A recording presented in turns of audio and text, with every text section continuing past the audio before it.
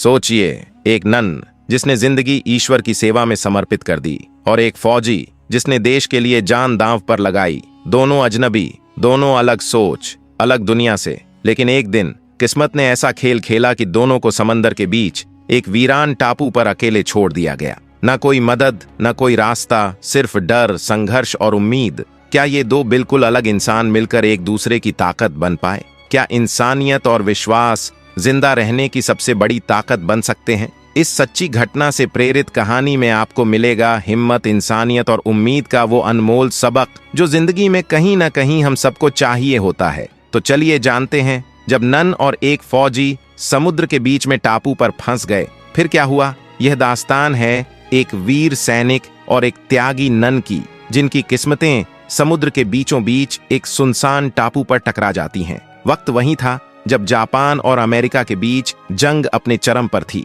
हर ओर गोलियों की गूंज, धमाकों की धूल और इंसानियत की आखिरी सांसें। ऐसे ही अशांत समंदर पर एक नाव में तन्हा बहता था डेविड, एक अमेरिकी फौजी, भूखा, प्यासा और लगभग टूट चुका। कई दिनों से लहरों से लड़ते लड़ते उसका जिस्म थक चुका था, लेकिन उसकी उम्मीद अब भी जिंदा थी। जब उसकी बुझती आंखों ने दूर क्षितिज पर जमीन की हल्की सी झलक देखी, तो मानो किसी फरिश्ते की परछाई दिखाई दी हो। उसने तुरंत नाव का रुख उस ओर मोड़ दिया, लेकिन दिल की गहराइयों में एक डर अब भी जिंदा था। क्या ये जमीन उसकी राहत बनेगी या फिर दुश्मनों का अड्डा? फिर भी हिम्मत जुटाकर वो धीरे धीरे बोट को किनारे की ओर बढ़ाता है। हर कदम सोच समझ कर रखता है, जैसे कोई अदृश्य खतरा उसका इंतजार कर रहा हो। तभी उसकी नजर एक पुराने जर्जर चर्च पर पड़ती है, जिसकी दीवारों पर समय की मार साफ झलक रही थी। डेविड ठिठक गया। एक सुनसान टापू पर, जहां दूर दूर तक जिंदगी का कोई निशान नहीं, वहां ये चर्च कैसे खड़ा है?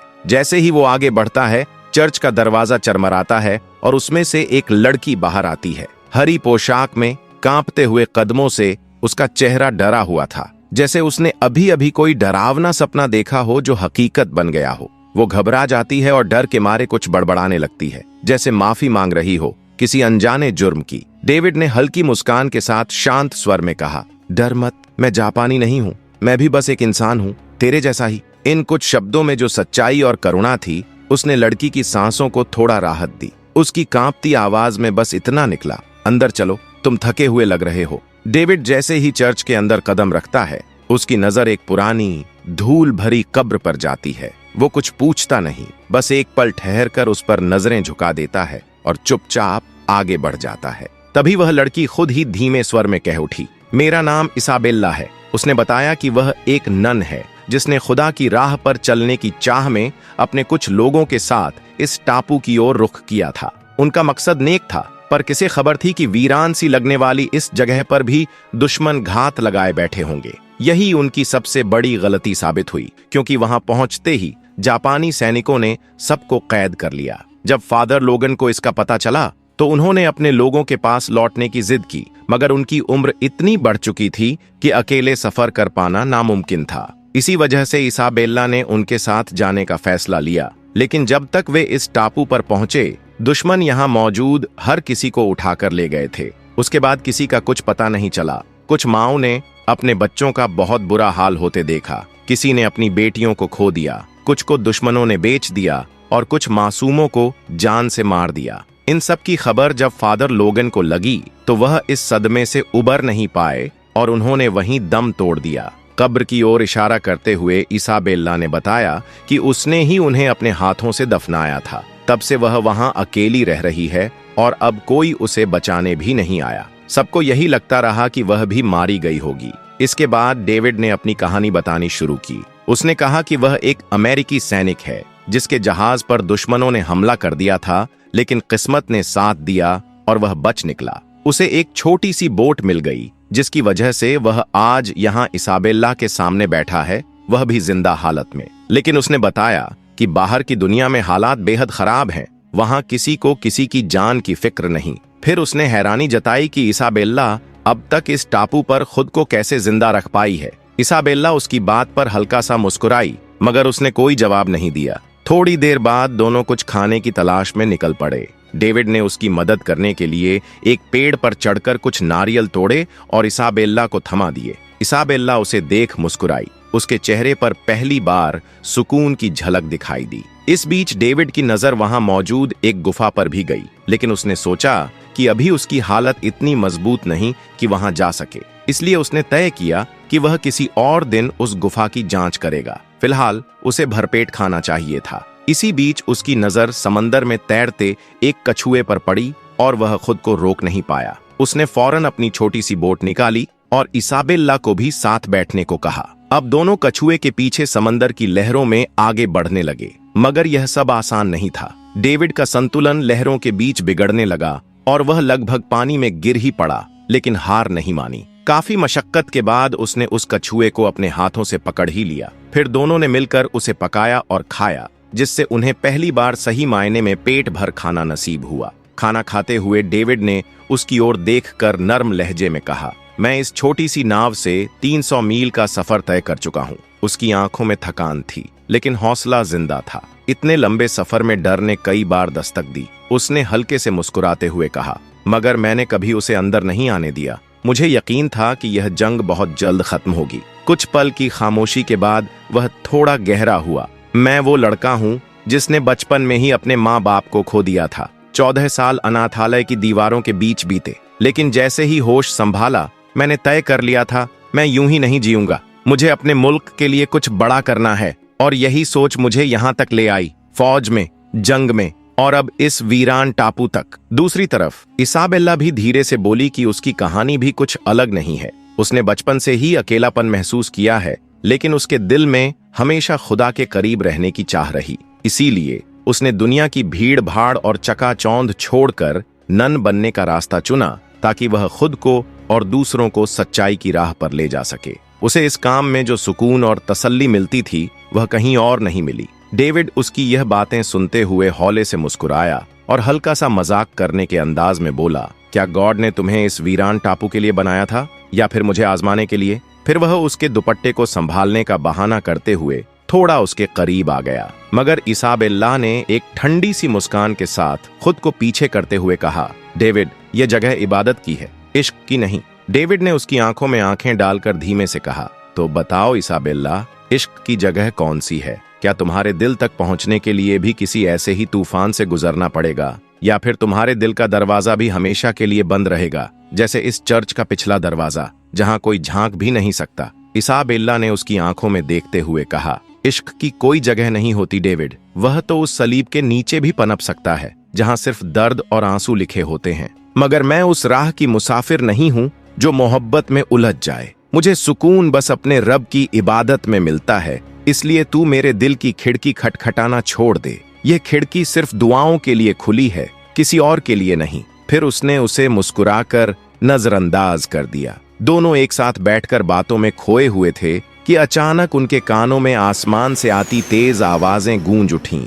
उन्होंने ऊपर देखा तो जापानी फाइटर प्लेन उड़ते हुए उनके सिर के ऊपर से गुजर रहे थे।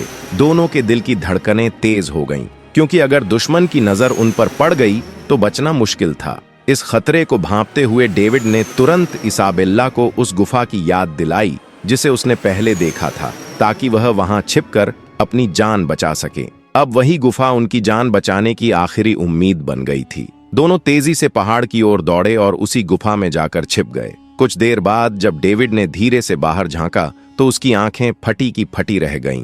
पूरे टापू को आग की लपटों ने घेर रखा था। हर तरफ धुआं और जलती लकड़ियां बिखरी पड़ी थीं।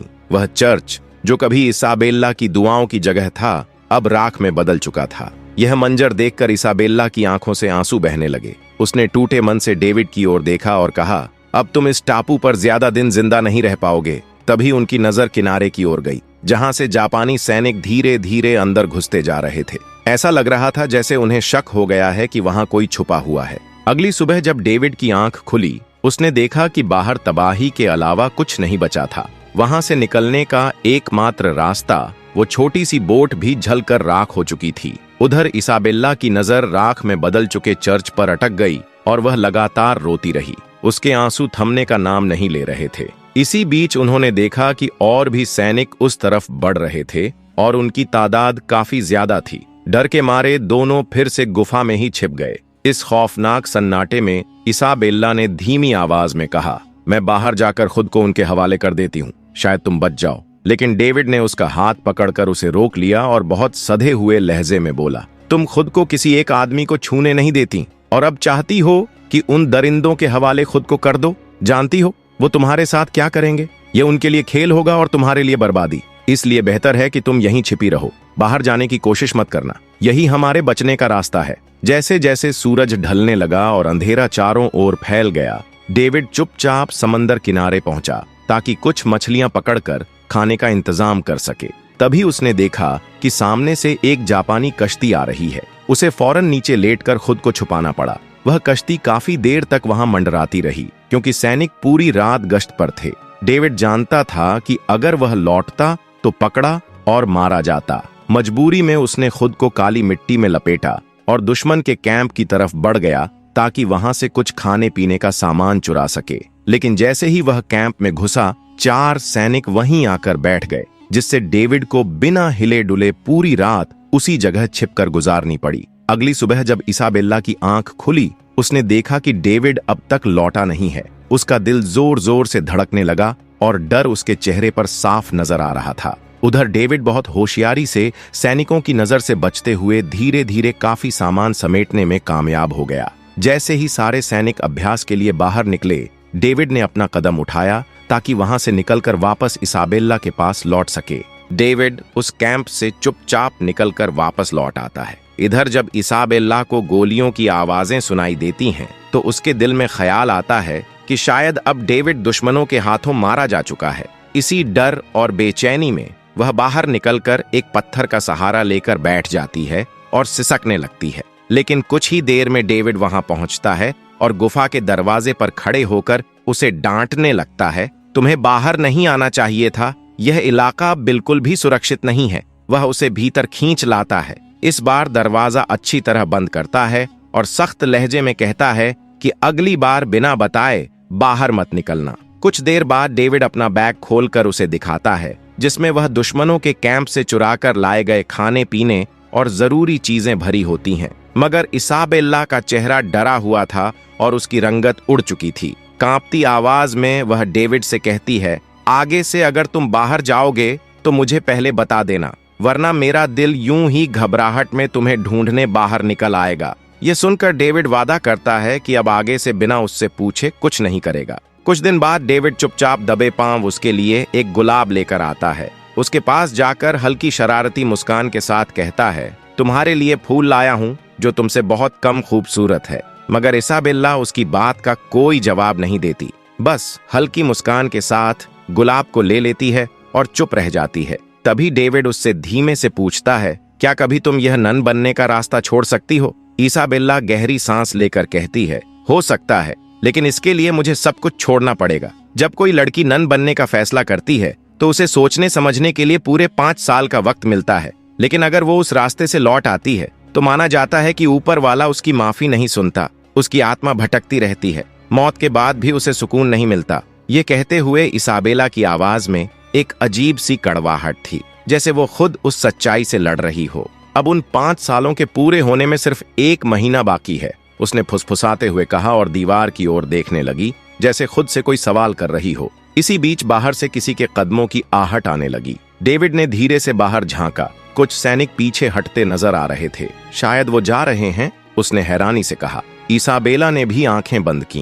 पहली बार थोड़ी राहत की सांस ली। डेविड ने उस घड़ी का फायदा उठाते हुए इसाबेला से आखिर वो बात कह ही दी जो वह बहुत वक्त से अपने सीने में दबाकर बैठा था। उसने कहा, जैसे आज सुबह मैंने तुम्हें गुलाब दिया, वैसे ही मैं चाहता हूं कि हर रोज तुम्हें एक गुलाब दूं और जिंदगी भर तुम्हारी देखभाल करता रहूं। उसकी आंखों में वह सारे दर्द साफ झलक रहे थे जो उसने अब तक सहन किए थे। डेविड ने अपनी आवाज धीमी रखते हुए कहा कि यह समय उसकी जिंदगी का सबसे कीमती हिस्सा है, क्योंकि उसने मौत के मुंह से निकलकर रोटी के एक टुकड़े की अहमियत जानी है। अगर तुमने मुझे कुछ दिन पहले देखा होता तो यकीन करना मुश्किल होता कि मैं कैसे बच पाया। पर तुम जानती हो, जब एक सिपाही अपने मुल्क के लिए सब कुछ छोड़ता है तो वह अकेले ही सब सह जाता है, मगर किसी अपने के साथ जीने की ख्वाहिश बाकी रह जाती है। मैं बस यही चाहता हूं कि तुम जो अगले महीने नन बनने जा रही हो, एक बार फिर सोच लो। अगर तुम चाहो तो उस रास्ते से हटकर मेरे साथ इस जिंदगी को अपना सकती हो।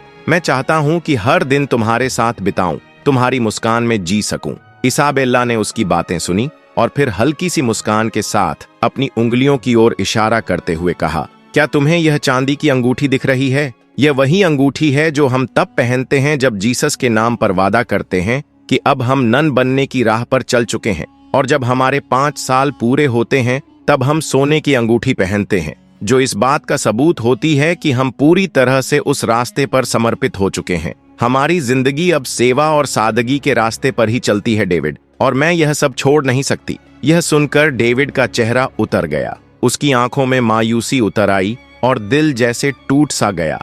वह चुपचाप समंदर के किनारे जाकर खड़ा हो गया, जहां लहरें आकर टकरा रही थीं और वापस लौट रही थीं। तभी पीछे से इसाबेला उसके पास आई और धीरे से बोली, तुम्हारा यह उदास चेहरा मैं भी नहीं देख सकती, पर डेविड मैं मजबूर हूँ। रात में जब दोनों साथ बैठकर खाना खा रहे थे तब डेविड को एक जापानी शराब की बोतल मिली, जिसे खोलकर वह खुद भी पीने लगा और इसाबेला की ओर बढ़ाई। लेकिन इसाबेला ने घृणा से मुंह फेर लिया, मगर डेविड ने जरूरत से ज्यादा पी ली और उसके मुंह से बेसलीका बातें निकलने लगीं। नशे में चूर होकर उसने कहा, तू नन बनकर क्या करेगी? इससे अच्छा है मुझसे शादी कर ले। और नशे में वह उसके करीब आकर जबरदस्ती करने की कोशिश करने लगा।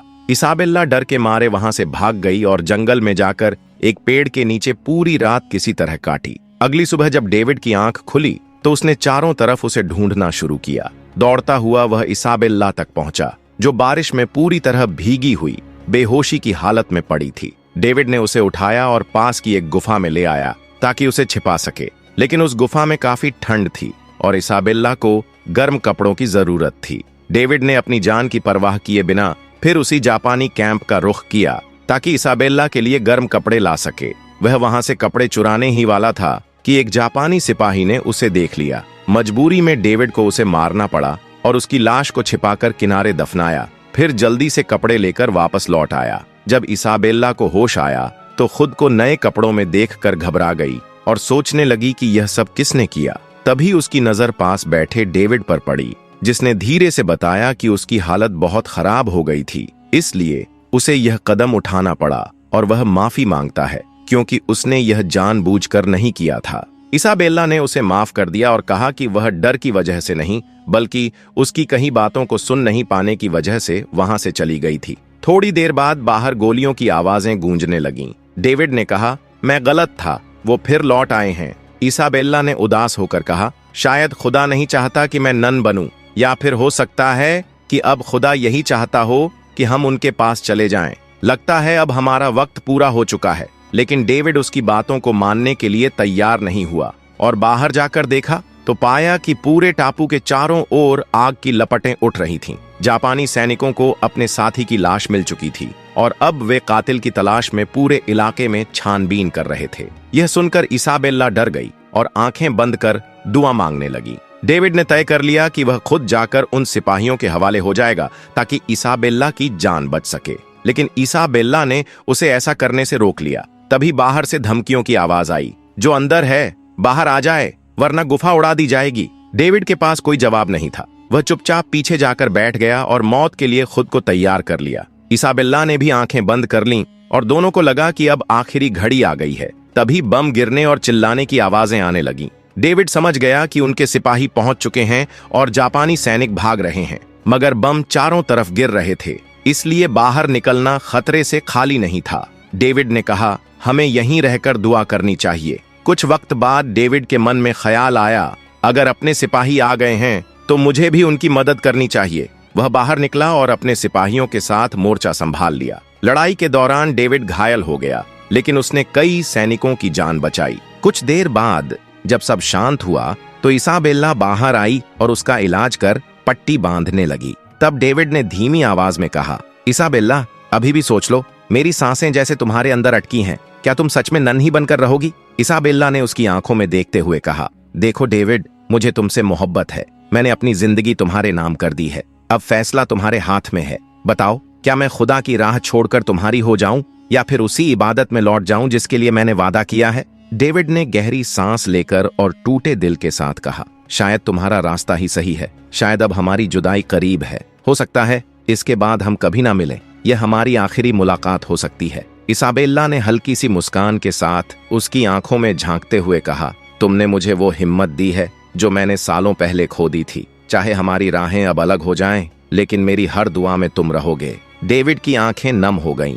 उसने चुपचाप अपने हाथ उसकी ओर बढ़ाए, जैसे आखिरी बार उस पल को थाम लेना चाहता हो। लेकिन इसाबेला ने विनम्रता से सिर झुकाकर हाथ जोड़ दिए, जैसे कह रही हो, अब अलविदा जरूरी है। उसी पल दूर से फौजियों के बूटों की आवाज आई और डेविड को स्ट्रेचर पर लिटाकर ले जाया जाने लगा। इसाबेला उसकी हर धड़कती सांस के साथ पीछे पीछे चलती रही, जैसे हर कदम के साथ कोई अधूरी कहानी पीछे छूट रही हो। आखिरकार दोनों अपनी अपनी जिंदगियों में लौट गए, लेकिन उस मुलाकात की एक तस्वीर दोनों के दिलों में हमेशा के लिए फ्रेम हो गई। शायद कभी वो फिर नहीं मिले, लेकिन उस टापू पर गुजरे वो कुछ दिन उनकी जिंदगियों की सबसे खूबसूरत याद बन गए। एक ऐसा रिश्ता जो नाम नहीं मांगता, कोई पहचान या दावे नहीं करता, फिर भी दिल के किसी कोने में हमेशा सांस लेता रहता है। यह हमें यह भी सिखाता है कि मोहब्बत सिर्फ साथ रहने का नाम नहीं, बल्कि किसी के दिल में हमेशा जिंदा रहने का नाम है। कभी कभी सबसे मजबूत रिश्ते वही होते हैं जिनमें साथ रहने का वादा नहीं होता, बस एक दुआ होती है, एक खामोश चाहत होती है जो वक्त और दूरी की सीमाओं को पार कर जाती है। वो लम्हे जब किसी की आंखों में खुद को देखकर जीने की हिम्मत मिल जाए, और वो खामोश लम्हा जब जुदाई सामने खड़ी हो लेकिन दिल फिर भी मुस्कुरा दे। डेविड और इसाबेला की यह कहानी यही बताती है कि कभी कभी जिंदगी हमें ऐसे मोड़ पर लाकर खड़ा कर देती है जहां हमें अपने सपनों और मोहब्बत के बीच किसी एक को चुनना पड़ता है, और जो मोहब्बत होकर भी छोड़नी पड़ती है वही मोहब्बत सबसे सच्ची होती है, क्योंकि वो किसी शर्त या अंजाम की मोहताज नहीं होती। यह कहानी उन तमाम अधूरी मोहब्बतों की आवाज है जो मुकम्मल तो ना हो सकी, लेकिन हमेशा दिल में जिंदा रही। वो चुपचाप आई, दिल में जगह बनाई, और फिर बिना कहे हमेशा के लिए याद बनकर रह गई। अगर ये कहानी आपको पसंद आई हो तो एक लाइक जरूर दीजिए और कमेंट में बताइए कि कौन सा मोड़ आपके दिल को सबसे ज्यादा छू गया। ऐसी ही सच्ची, दिल को छू जाने वाली और प्रेरणादायक कहानियों के लिए चैनल को जरूर सब्सक्राइब करें और बेल आइकन दबाना बिल्कुल न भूलें, ताकि अगली कहानी सबसे पहले आप तक पहुंचे। शुक्रिया।